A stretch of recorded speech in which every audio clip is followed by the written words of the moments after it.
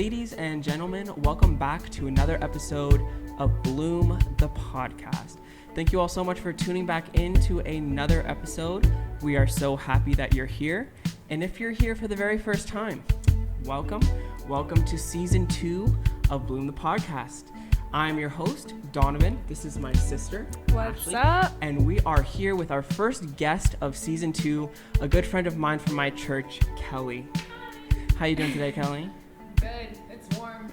It is warm, a little too warm for September, but that's a whole other topic for another episode. But if you guys haven't been keeping up with the podcast, last episode we did was about relationships and things that we've normalized in relationships that we don't think we should. And we went over some of your guys' comments and kind of talked about them, gave our thoughts and experiences. So if you guys want to see that, the link will be in the description below. But today, Kelly joins us for a super fun episode for something that I think she's perfect for. And that's going to be living a transparent and vulnerable Christian life. As Christians, I think it's very easy to close ourselves off and not be super vulnerable or not be super transparent. But today we're going to talk about why I think we all should be more transparent. But before we get to that, I'm going to give the floor to Kelly real quickly so she can tell you guys a little bit about herself, what she's currently into right now, and just what she's up to. So the floor is yours. Wow. I don't know. I think I'm excited to do this. Obviously, Donovan and I kind of go a little bit back. We haven't been friends for super long, but A little over a year now. In the time we've dug in pretty deep. We have. We've had a lot of intensive conversations. Yes. And so I'm super excited to hang out and be a part of this. I'm currently working full-time at a law firm, and I'm doing a credential at the same time for special education, which I'm super excited about. It's been a long time coming, but so yeah, that's just me in a nutshell. That's kind of where I am right now. Okay, awesome. Yeah, that's super cool. And we're honored to have you, especially as our first guest. So we're pumped for this episode. And we're going to get straight into it. So like I said, we're going to be talking about transparency in believers' lives and why we believe it's super important. And we're going to touch on all the bases, or at least we're going to try to. And we're going to start off with the first question and kind of just get the ball rolling. And I'll pass it over to you, Kelly, to start. For you, and like you said, we've had some really deep conversations where we've got into the nitty-gritty. For you, what has that been like as someone who is super transparent? What have you seen? What have you noticed in your own life as you've kind of lived that way as being super transparent and vulnerable? How has that been for you? Yeah, I mean, I think what's interesting is I think I'm fortunate that I have kind of a personality that is more predisposed to being honest and open with people. I've been in a lot of really safe environments of like Christian schools and a small church that I grew up in, where it's kind of like Cheers, everybody knows your name, and so you have just a really good connection to people and you feel safe opening up. Yeah. And so I think if you kind of develop that as part of who you are as a person, then transitioning that into other parts and areas of your life isn't that hard. So, and then just, I think my mom also just kind of really helps me with that, grooming me from a young age of not really sure where I fit in with friends and having a hard time connecting with people. And her advice that she gave to me in elementary school is something I still remember, which is if you want to have friends, you have to be a friend. And so I think just kind of having that in my mind of like, what does that look like? How do you be a friend to other people has just kind of been something of like, starting off like reciprocity of I give so that other people feel like they can give. I share so that other people feel comfortable sharing. And so I think that's just kind of what's always been in my head. And that's just kind of led me to now where I am of being able to jump in with people at church and feel open about sharing things from my life, hard things, difficult things, fun things, just talking about art and crocheting before we started, and and it's like all of those little pieces of yourself that you can give to other people are things that they feel like they know you better, and now they feel like they're more comfortable with you and they can share back with you. So I think that's just kind of how it developed over time. Yeah. So, yeah. That's awesome. And I'm That's really cool. gonna get back to that because I think there's a lot there to go over. But I'm gonna pass it to you first. As far as living transparently, how has that been for you in your life? I think that, I don't know, I feel like I'm kind of a mix between being super transparent and also really not being transparent at the same time. But I think that kind of comes down to the fact that it's really easy to be transparent about good and happy things, or just normal things, but talking about like maybe like what you're struggling with is something that I feel like I struggle with, because I'm very much a listener and I make people feel comfortable telling me stuff, but at the same time I don't feel comfortable telling anybody anything. So I think that's kind of me. Like I'm here for you, like I'm not judging you, and like there's transparency in that way where they feel like they can talk to me, but I'm not necessarily giving the same thing back. I'm more like, let me be the therapist. You just exactly. Yeah. And I think that like part of that comes from like just the girl circle and how judgmental girls are. And even though they might be like, girl, I totally get you, behind the scenes they're like, you're so dumb. Like, and that's just like a hard pill to swallow, knowing that that's the case for a lot of times. So Yeah, and I'll second that, not from the girl circle, but just from a place kind of like you, where I definitely feel like I'm a good listener, but I also don't always feel inclined to share exactly what I'm thinking or exactly what I've been through. And some of that does stem from past experiences where you do share and then the people don't necessarily appreciate the fact that you shared, or they're not responsible with the information that you shared. And we'll get into that in a little bit. But yeah, I think it definitely is harder to share the struggles that you've been through, or the things that you, maybe a sin issue that you're working through. Or, I mean, there's just so many little intricacies of our life that we don't show to everybody. And sometimes that's wise, and sometimes, it's okay to keep those things more on the down low. But I'll pass it back to you. What are some of the struggles you've seen in your own life as being someone that is super open and does share? And like you said, you kind of initiate that process of being the first person to share, which takes a lot of courage, but at the same time can be very frightening. So what are some of the things that you've noticed as that initiator, and what are some of the struggles that you've been through with that? Well, I think everybody struggles with fear of judgment, or I think mine, even more than being judged, is feeling misunderstood. Like I feel like I share something and someone's not tracking with what I'm saying, and I can tell it. I can see on their face that they are not following what I'm saying at all. And you're like, no, wait, no, it didn't sound like that. It wasn't that. Like, and you're like speed talking, trying to catch them up to what your brain was actually thinking when you shared something. Right.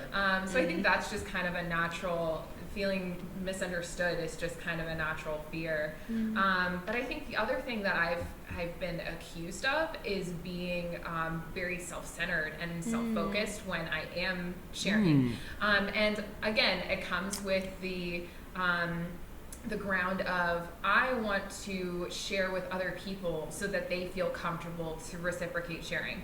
I don't ever want to feel like I'm interrogating someone and I'm having to strip, the information out of them. Yeah, it's like pulling teeth. I want it to be like, this is a natural conversation, so I'm going to share something about myself and then kind of like wait for you to like give me You're something opening back. the door for them to walk through. So it's sometimes really frustrating, and I've had to learn the art of asking questions. I think that has been really something that I've had to wrestle through, again, as someone that's just like a natural part of conversation is I'm going to share something and now it's your turn, and not everybody operates that way. Right. So I've had to kind of relearn some of my friendship making techniques of like, oh, okay, I need to get real specific with this person and ask them like, what did you read in the Bible this week? And how did that change how you think and do? And it's like I just know certain people like, okay, they're gonna need a little help to feel like they can. Yeah, because some people you're like,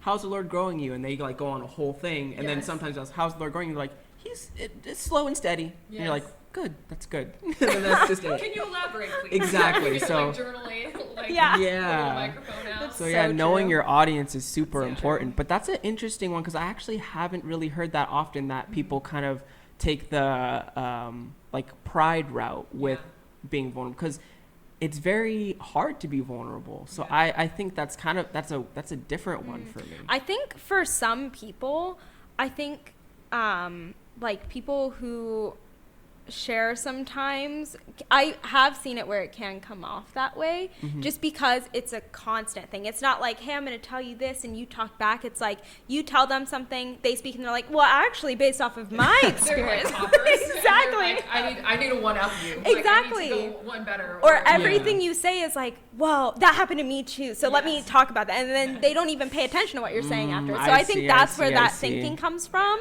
even though in your head you're like, that's not what I'm doing. I'm just trying to get you to talk back. Yeah. But other people like actually talk over them. like I'm in the same boat as you. Like, exactly. We're together. Like it's a kind of I'm relating to you by sharing. Oh yeah, though that's a thing that happened to me too. But I have to be careful too. Right. I just know like sometimes I jump in that boat with them and they're like, get out of my boat. Like, I don't want you here. And I'm like, no, we're on the same team. Like we can be friends, right? And they're like, no, go away. Like okay. I get that. But that to me is why I think this is such an important conversation, because I feel like as believers who have such very real struggles and sin battles that we're fighting and all these things that we're going through, it's so important to have people to jump in our boat. Because I think oftentimes we want to be in the boat alone, whether that's to throw ourselves a pity party or to not have to be accountable to anybody for actual change or whatever the root issue may be.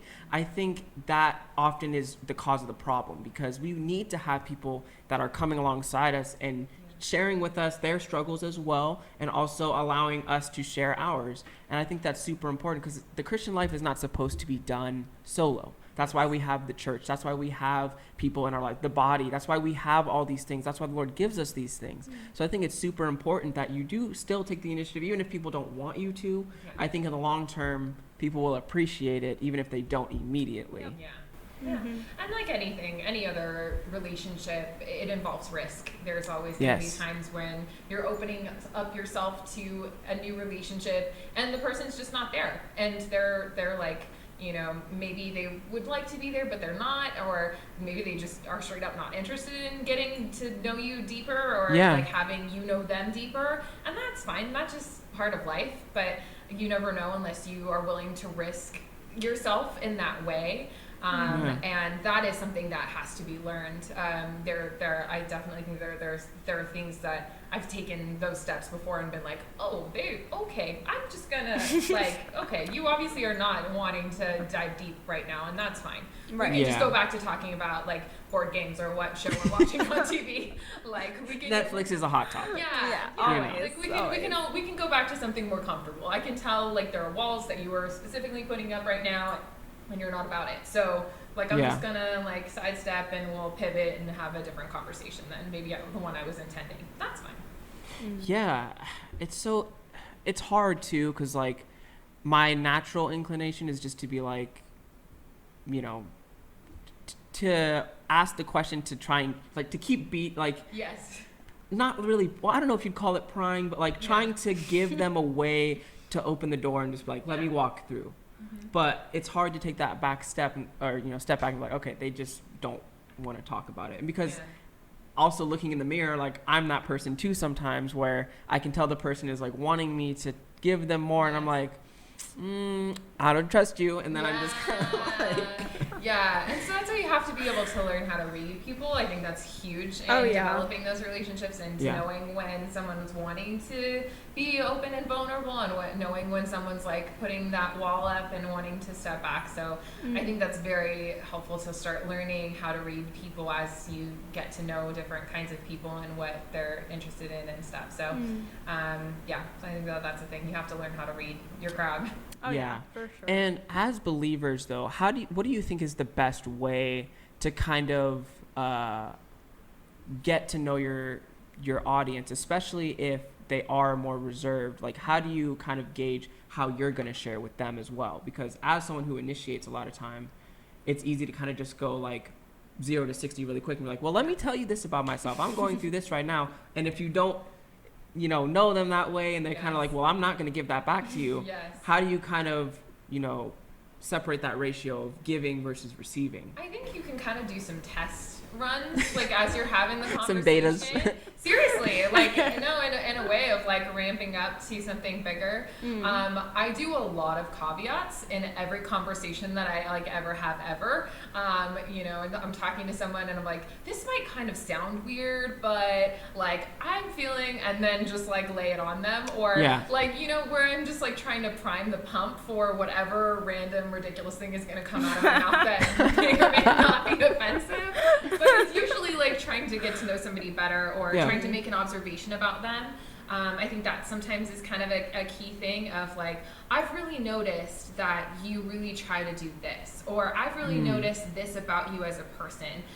Do you think that that's accurate? And by maybe like identifying some of those things that I'm seeing, that helps to kind of draw them out and feel like I already know them a little bit, and so then they feel more comfortable with sharing. But sometimes that also lands like, you're a stalker, why are you watching me through the bushes? Like, so you just have to, kind of have to figure out how it's gonna land when you're having that conversation. But I think there's a lot of different tests and modes that I go through when I want to have a serious conversation.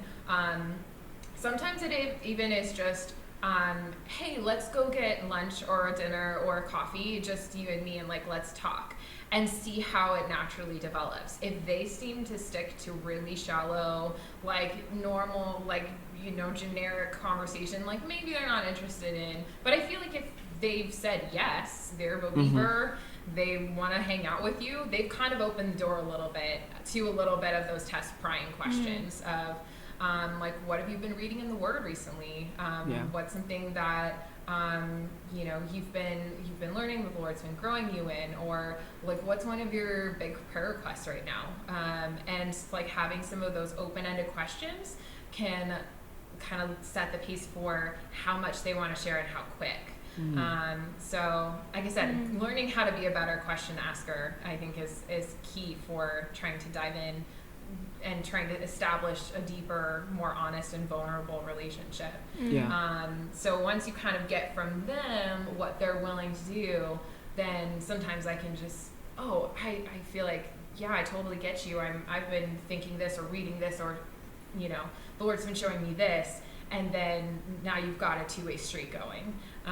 So starting off with asking questions, I think is always a really good, solid way to like kind of test the waters and like dip your toe in and be like, are you okay if I come a little closer? Like, so you kind of get the vibes off them of what they're feeling in that moment.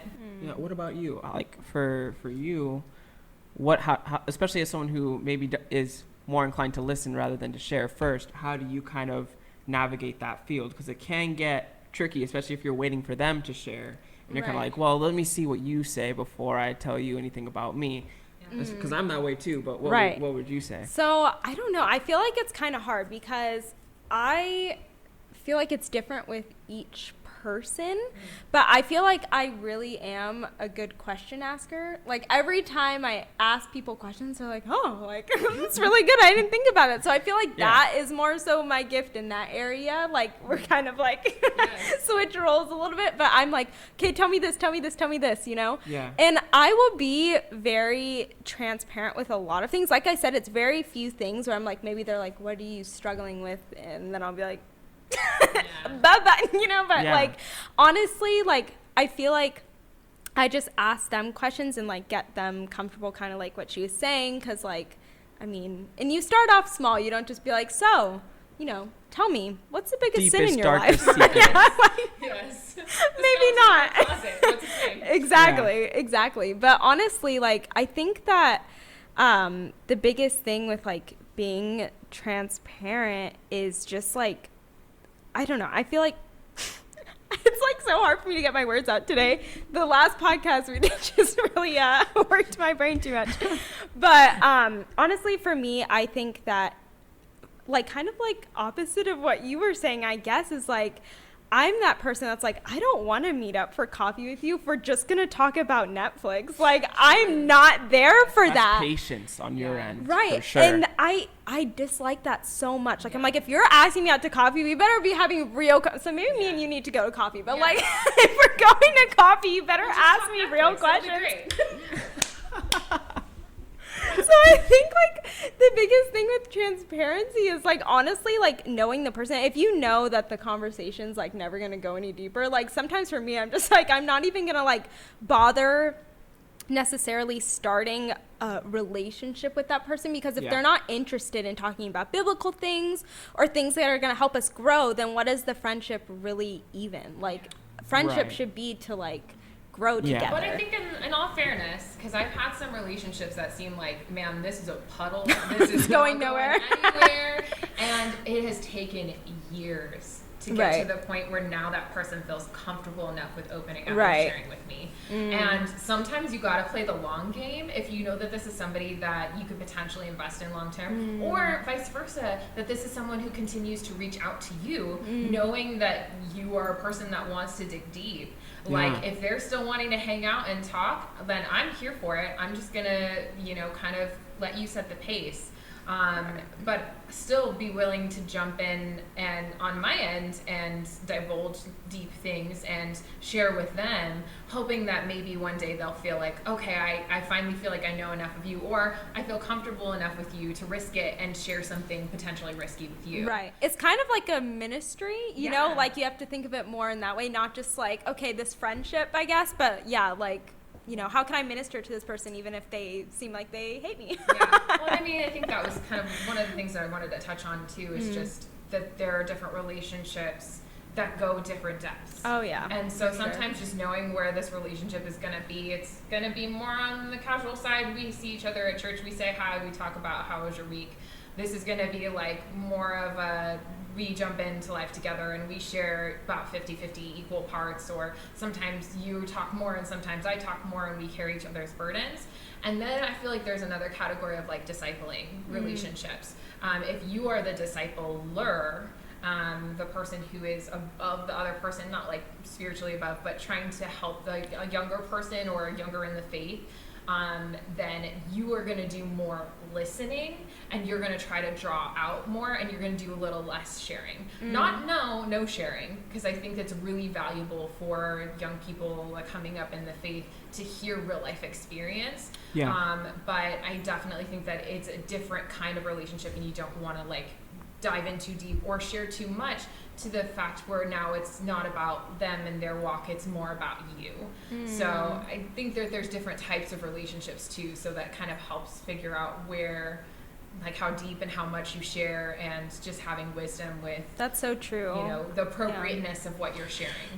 Yeah, and that's for me, like, and I think that another reason why this is so important, because like as we establish, like, the Lord gives us these things as a blessing. And I think that's the benefit of the Christian church. If we're not talking about the deep stuff with each other, I feel like we're doing, one another a disservice.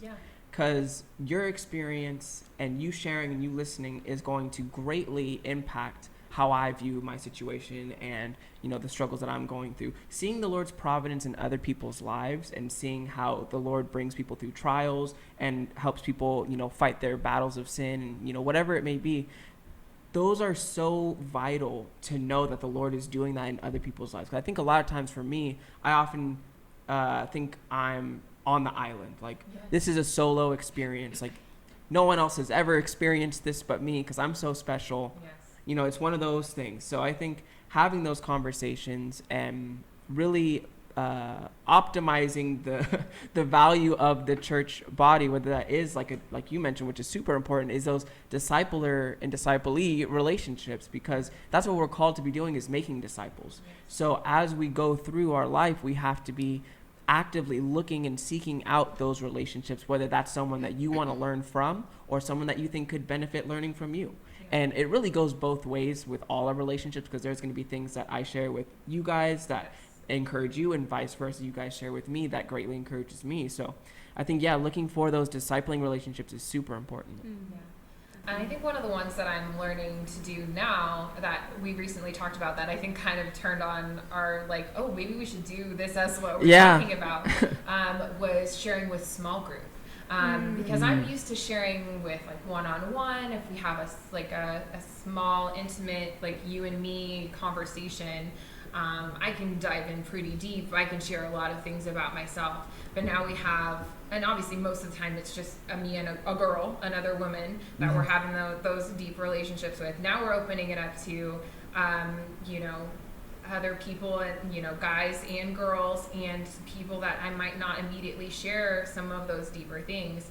And that was kind of another step forward in another layer vulnerability thing that I was like, I know that this is a leap for me, sharing something that was very sensitive and very hard for me, and taking a risk with it, talking to my small group leader's wife ahead of time and being like, I think I'm going to share with people something that I've been talking to her about.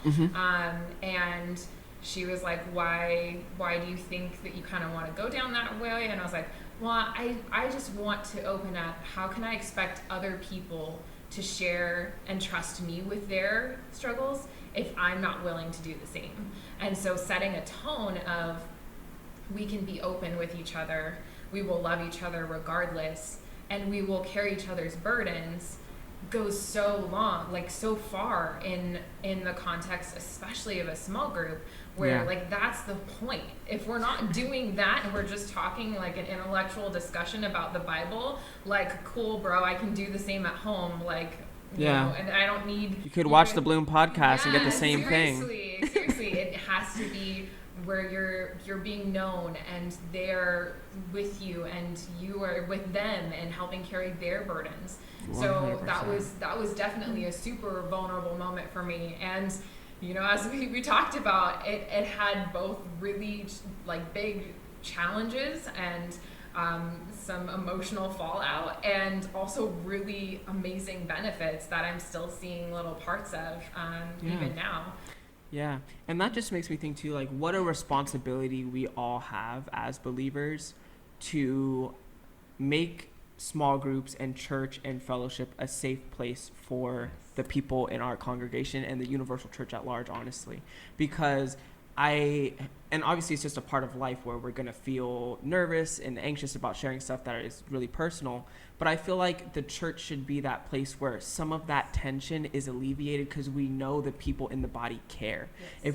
If we went to church every week and went to small group every week with that understanding that everyone in that room genuinely cares about our spiritual growth and about our battles and about the things that we're going through, I think that would just change the whole dynamic of how we approach prayer requests and approach small groups, because we know those people want to know. Yes. And they want to see us grow and want to see us further our walk and become more like Christ. So I think establishing, like you said, establishing that tone of all of these people love and care about me and my walk. That's just so important. Yeah. And even with, again, there were a couple of people in the group that I probably wouldn't have, if we were just having a conversation one-on-one, I wouldn't have gone as deep as I did. But because the group is meant to be a safe place, I trusted the group with that. And like I said, it had some fallout. I did drive home in tears that night. That was a thing that happened. But what was really cool is I just saw how the Lord used that, not only to kind of encourage other people to share, but how even with the conversations that I had after the fact, one of them was a really rough one. They came and apologized to me later, so I feel like the Lord used it to grow them, of oh, I didn't realize how this was coming across and it might have hurt your feelings and we need to and so the Lord used it in their life. And then also that I got to have just a real conversation with Jesus afterwards of okay, I didn't realize it was going to hurt this much to see some of those things. And maybe that was necessary. I know it was necessary, that there are things that needed to come out in my own heart that kind of unburied. And Jesus comforted me in that moment. And that wouldn't have happened if I hadn't been willing to risk sharing something really vulnerable in that moment. And our relationship grew as a result of that. So just me and the Lord, that's not, that's such a great, amazing thing that you just don't even know is going to come as a part of sharing with a group. That's so, you're beating me to the punch of my own questions, because that was going to be my very next, no, it's amazing, because I was just about to ask, what are some of the benefits you've seen in your life from transparency? And that's just such a great example, because that, if we get nothing else from that experience but furthering our walk with Christ, that's a win. Yeah. Like, it's so cool, because not only did you receive that, but just allowing other people to either self-reflect or grow in their own personal walk or whatever it may be, or encouraging them to share. It's just, there's so many benefits from sharing. And I'll ask you the same question. Like, what are some of the benefits you've seen in your life from being open with other people and, you know, sharing that side of yourself that you may have been hesitant to show before? I think, honestly, I mean, kind of like a really basic answer, but it's the truth, is just like deeper relationships with people, you know, and like just knowing that people feel like they can trust you, you know, because that's how it should be. It's the saddest thing to think that there's so many, that the church so oftentimes isn't a safe place for people. Like, that's really a depressing thought. And so many times I've felt alone in that area. So being able to comfort other people, like, makes me just feel less alone, because I just feel like God's like using me there, and like that in itself is just like makes everything worth it, you know. So I definitely think that that would be, you know, a really big blessing for sure. I think you guys have both mentioned it, so I'm gonna jump in. No, go anytime.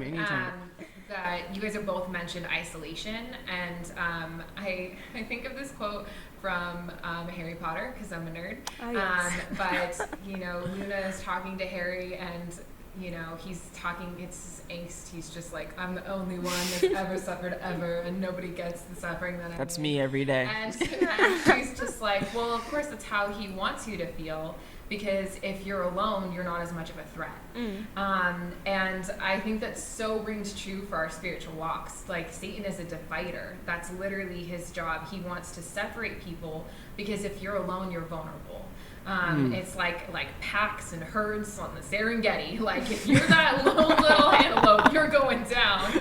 So I think that that's so vital for our Christian walk, is the fellowship. That's why it's commanded in Scripture. It isn't like maybe you should. Yeah, it's not like an option. It would be better for you if, like, heck yes, it would be better for you, because that's how it's meant to be lived. We're meant to live in community, and that's the point. If you're not doing that, you're not fulfilling Scripture, you're not growing, because how are you going to be growing if nobody knows you or is calling you out on stuff, or is encouraging you in the Lord and helping you to grow? And you're going to be more vulnerable. You're not going to prevail against the dark powers. You're not going to have any spiritual power if you are just like one little lone engine on your own. So I think we just tend to, like, you know, believe the lies. We tend to get caught up in, you know, I'm the only one that's ever suffered, and I feel so alone in this. And it's like, yeah, you might be alone in your circumstance, in your situation. You might be the only one that's experiencing that in your friend group right now. But I'm sure that you're not the only person that's ever felt that ever. I mean, and we have Hebrews that clearly says that, like, Jesus was tempted in every way and yet without sin. So the things that we've experienced, he's experienced also, and he's overcome them. So at least we have Jesus, who's been through everything that we have, or experienced the full range of human emotion. So we have him, if nobody else. But I very rarely have had conversations where I've been open with people in the church that they're like, oh yeah, I've never ever heard of anybody struggling with that. That must be really weird for you that you've had that. Like, tell me more. What is that like? Yeah, more often than not, everyone's like, me too. Me too. Right. Me too. And all it takes is sharing something for someone to be like, me too, can you pray for me? I've never told anybody else that I've struggled with that. And like, those moments are like, God's gift of like, that's so true. I'm so thankful I was here. Like, I'm so thankful that I risked sharing something potentially like judgment inducing, and yet I found the grace of the Lord, and it's only because of Jesus that we can have that grace for each other. Sorry, I'm just like, this is amazing. Really I love that, because that's so true. Yeah, when you have those conversations with your friends or someone that you meet at church, and you're like one of the first people they confide in, it's like, it's such an eye-opening moment just to see the emotion in them and how free they feel afterwards. Just that emotional breath of like, I said that out loud, and like, I'm not dead. I mean, I think there's so many scriptures that talk about confessing sins. The one I looked at was James 5:16. Therefore, confess your sins to one another and pray for one another so that you may be healed. The effective prayer of a righteous man can accomplish much. I think that's so true. I think we quote the last part a lot, but that first part, confessing your sins and praying so that you can be healed, like, and that's not just like physical healing, although sometimes that does happen. It's like, but it's just that freedom that you can experience when you share. And then I was also doing my study recently through Ephesians, and Ephesians 5, there's a large part that's talking about not participating in the deeds of darkness, but instead exposing them, bringing light and shining it in the darkness. That doesn't feel good. Nobody who's been struggling with sin is like, oh, I want to go up in front of everybody and tell them exactly what I've been struggling with. That does not feel good in that moment. And it's not something that we're like, yeah, sign me up for that, please. Let me go stand up in front of everybody at church on Sunday and explain to them my week of sin. Like, no. But there is just so much promise in that. And like, 1 John about the light and living in the light. And if you're not a part of light, you're in darkness, and God can't be a part of darkness. So like, if you're in God, you have to be in the light. You have to be sharing. You have to be giving those sins to the light and being like exposing them. So there's just so much of like, if you are missing out on fellowship, if you're not having those vulnerable moments, then how are you growing? How are you moving forward in your spiritual walk? You can't. I mean, it's not impossible, because Jesus can do anything. But I think that's really the point of church, and what we should be striving to do as believers, as community in the Lord. Yeah, and I think also like something I've learned a lot, because I do social media, right? And that honestly, as we were talking, and I was like, yeah, I'm not like crazy transparent. I'm like, I mean, I do put my whole life on social media for everyone to see. So, I mean, it's a little transparent, telling my whole life story to these random people. But, like, honestly, if that's taught me anything, it's been, like, just because you feel, like, feeling alone is just, like, literally you're like, okay, the people around me necessarily can't relate. But, like, remembering that there's, like, literally a whole entire world of people. The universal church is large. Exactly. Like, I'm like, okay, oh, yeah, I don't have any friends right here. But, like, social media has, like, opened that door. Like, there's just this whole community. I remember putting out the first blog I ever wrote, and it was my story and how hard getting married young was. And just all these people, like so many people are like, hey, like sliding in my DMs, talking to me like, oh, like I would love to FaceTime you. Like all these relationships that are built from literally around the world. Like we're in different time zones, and I'm like, I'm not alone. I was just limiting my mind to like, yeah, this group of people is like all I have in my Christian walk. That's it. Yeah. But now I like see that so clearly. Like I'll post something and like people from all over the world will just come in my comments and like start spitting the gospel at people who like are disagreeing in the comments. Like they're sharing the gospel on my page. I'm like, these are like my friends. Like they have my back and they're, you know, very spiritual. And it's just like the coolest thing ever that like this little circle right here is not it. That's not all of Christianity. It's like huge. And that's I was gonna say a similar thing, because like that's one of the reasons why I wanted to start this podcast, is because I'm generally a person to listen first, but I think this platform allows me to kind of share more of my heart and like the things that I believe and the things that I have been through. And like the same thing as you, I've had plenty of people reach out that want to talk about certain things that we've discussed and that have been very appreciative of just the platform in general. And the Lord is so gracious in allowing us to be able to use these means to reach people around the world. And it's so cool to have guests on that have such different experiences, but yet all the same at the same time. And it's just so cool to interact with people around the world. So yeah, you're so right. The feeling of alone is how we perceive it to be, rather than what it actually is. Even if the universal church was not even there, we still have the Lord. And he promises to never leave us or forsake us. So no matter how alone we feel, we always have the universal church, and we always have Christ.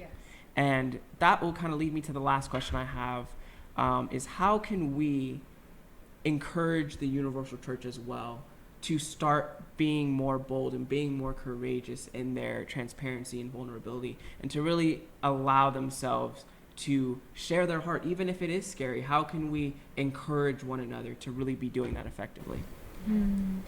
I think there's a couple of things that I was thinking for this point. I think my first one, and it's something that I've learned actually more recently, is I need to be honest in my walk with the Lord to the Lord. I need to be upfront with Jesus and really realize that my relationship with him is secure.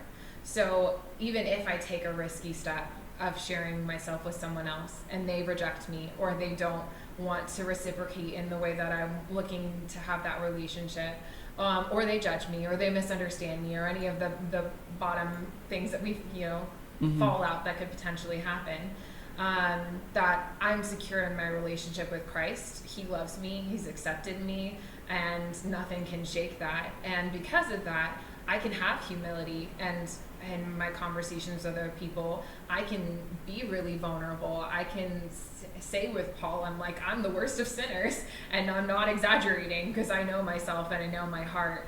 And that just opens that door even wider of feeling like people can relate and can understand where I'm coming from, and can share. And then I think prayer.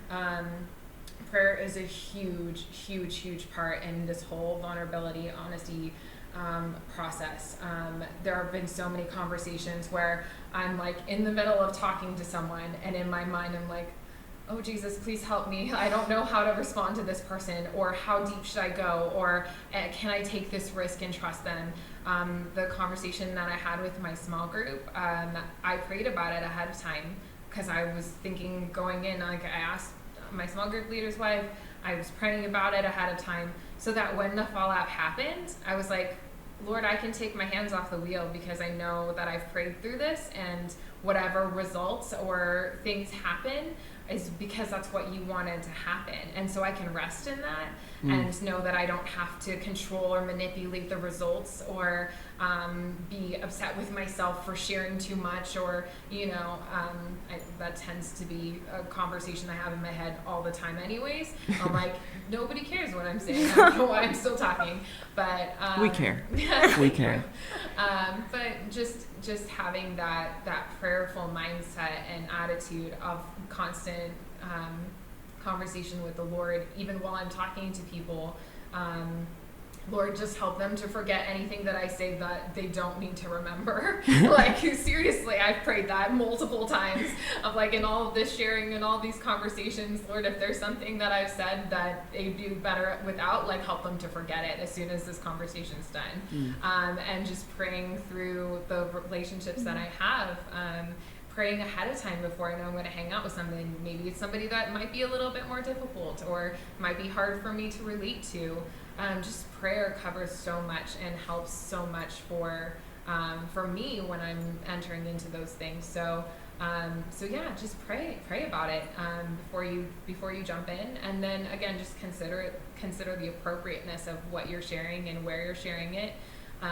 If you're gonna dive in deep, make sure it's people that you really trust. Again, or you feel like you can dive in deep, or have shared similarly, or sometimes it's always risky sharing yourself. So it's not like you're gonna have any guarantees if you go in deep with somebody that they're never gonna use it against you, or they're never going to tell somebody else something that you've shared thinking it was a private conversation. Right. But just knowing that the Lord knows your heart and what you are trying to accomplish by being open with this person, and trusting the results to him. So yeah, I think those are kind of my big ones. Those are amazing. What would you say? So I have two things as well. I think for the first one, it would be to check our hearts before also sharing and stuff, because I think oftentimes it's so easy to be like, I'm being transparent, but you're venting, or you know, you're like, this is my story and I'm angry about it and I'm sharing that with you because I'm transparent, you know, and I'm guilty of that too. Like, let me just tell you how much these people screwed me over. Exactly. Exactly. It's so true. So like, really, like, before I started blogging, I was like, you have to be completely free of bitterness before you start this journey, because if you are not, then all your blogs are just going to be angry posts. Yeah, exactly. Me adding somebody and being like, well, you know, this is my story, you know. And so I think that's a really big one. And then the second one would also be making sure that we are free of judgment, because if we all do that, then everyone will be more likely to share, because it's so easy for us to be like, I'm transparent and I want you to share your stuff. And then they tell us and I'm like, oh, that's dumb. You know, like, it's so easy to do that. So you've got to be like, okay, I'm taking all judgment aside and praying that they do the same and that everyone's doing that. So that way it's not just some fake thing. Like, yeah, we shared each other's hearts and stuff. And then later on you're judging them like for the rest of time. So I'd say those are my two main things as well. Yeah, I'm going to second the last one, because that was one of the things I was going to say, is just accepting what they say. And this has been a big thing that I've learned a lot. Even if someone's sharing something with me that I don't agree with, or that I think is wrong, or they're telling me the situation, I'm like, well, you could have easily done this and you would have fixed the whole thing. Even if it's something super basic or super minimal, all our trials are relative. So we have to look at people's experiences and take them for what they are to that person. If they're really struggling with something, even if it seems small to you, meet them at where they're at. So that way you can really share that burden with them and come alongside them and help them feel comfortable to share it with you. Because that's one thing I feel like I'm bad at, is when people share with me, I'm like, why did you do that though? Like, you could have easily just done something else and your situation would be completely different. And that's just not the way to do it. You have to be understanding, and I'm sure there's plenty of things in my life when I share, like, well, that was dumb, why'd you do that? So it's the same thing, and just freeing yourself from that hypocrisy of just like, well, you're dumb and let me tell you why. And here's the other thing too, is not always giving advice. Sometimes people don't need that. Sometimes it's just better to listen and sit there in silence than it is to tell them something that's not going to be helpful for them. Facts. It's true. It's true. And I think that's where, again, just humility comes into play with all of that, of like, I might have done it different, but I'm not better than you. I've been there before. Identifying with the person that you're talking to, of like, I don't know how I would think or feel in that situation unless I've been there before. I don't know. I mean, I think maybe this is how I would have done it, but maybe it wouldn't have gotten as good a result as I'm thinking it would play out in my head. Right. So just, there's so much humility that you have to have, not only in sharing, but also in receiving what people are sharing with you, of just being like, okay, and even if it's like a really bad one, of like, but for the grace of God, I'd be where you are, like, you know, there's room for that too. And we all have to start somewhere, especially if they're a brother or sister in Christ. We all have to start somewhere. And so, like, honestly, sometimes those are the most encouraging conversations, are where someone shares something with you or the small group, and it's like, wow, I really have never had to struggle with that because our life circumstances are so very different, or it seems like basic common sense would rule this out as something that you wouldn't want to do. But being like, oh man, but like, I'm so glad that they shared that with me, and now I have something that I can be praying for them about, and a talking point of how's it going with that. And so just really being able to, like, in your own heart, like you said, come not judgmental, come in the position of, I could be totally where you are if our circumstances were different, or, you know, different things of putting yourself in other people's shoes, having empathy and a heart for other people. That you just have to kind of cultivate that. It doesn't come naturally to any of us. You know, we'd be lying if we did, because we're selfish people by nature. Yeah, absolutely. So just having that humility and that empathy goes so long, like, far with those conversations. And I think another big thing to add on top of that is it helps us with our evangelism, because this conversation has mainly been about talking with believers. But I think the transparency and vulnerability when you're out in the world, and you can use that in evangelism, because that's one of the things that I've found to be very effective, is when I'm talking to believers, I know what it's like to be an unbeliever. I know what it's like to be slave to my sin, and it's sharing that with them and being open with where we've struggled, because I think most non-Christians believe that we're just perfect people that bop around and pray and worship and sing hymns, and it's like that's not how it is. Or that we think we're perfect at least. We fall every day. Every day we sin against the Lord so many times, and meeting them on that level has been a huge thing in my conversations with non-believers at work and stuff like that, where it's just like meeting them on that level, and then they feel okay to kind of share like, well, yeah, I can relate to that, and I have been through this. And I think that's just, it's been a big encouragement to me to just share my heart with people that don't know the Lord, because they can see that something's different about the way that you're operating, even with those things that are hard to share. They can see that confidence because it doesn't hold us down anymore. We're not held down by our sin or the things that are hard for us. We're freed by that. We're freed from it. So I think just having that courage and just sharing with the world is just so beneficial, and not holding ourselves back because we're afraid or trying to maintain some sort of image. I think that's kind of another struggle in the church, of feeling like you have to be the perfect Sunday Christian, of like you come to church and everything is good and everything is fine and everybody's that way. And it's like, I think having a church that, like our church, where we're just real, we're real people, and we come to church and we roll in and we're like, how you doing this week, Donovan? Like, it's been a week. Like, by the grace of God, I made it. So right, and like when you paint the church to be like, when everyone has this act on, then it like makes you like it just makes the person who's actually honest. You're like, wow, they're like not a good Christian. You're like, wait, I'm that way. I'm just faking it. Like, you sin.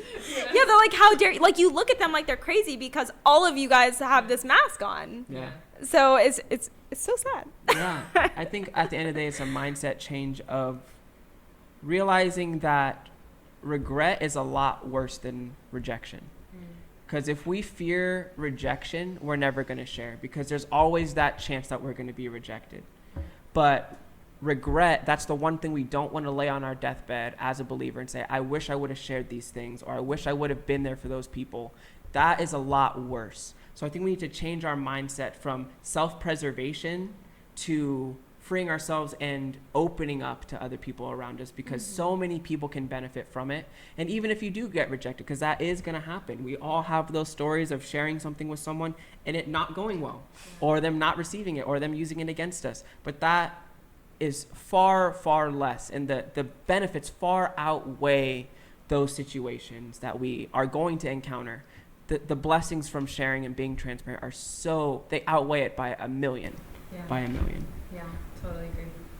Well, I think that's going to wrap up our episode. Kelly, thank you so much for coming on. This has been a blast. I think this is the longest episode of season 2, and it's been a good one. So I hope you guys have stayed for the whole thing. I hope you guys all, will leave a like and comment and share with us what you guys have been going through and how transparency has been in your life, and anything that you want to share. We're here to listen. I don't know if you want us to leave your Instagram or anything in the bio. I don't know. You don't want to send the bloomers your way. Just be your own presence, and then you can reach them you reach me through them. Yeah, well, if you guys want to reach out to Kelly, to talk about something she mentioned or to share a similar experience, definitely let us know and we'll get you guys in touch. But hope you guys all enjoyed, and we will see you all on the next episode.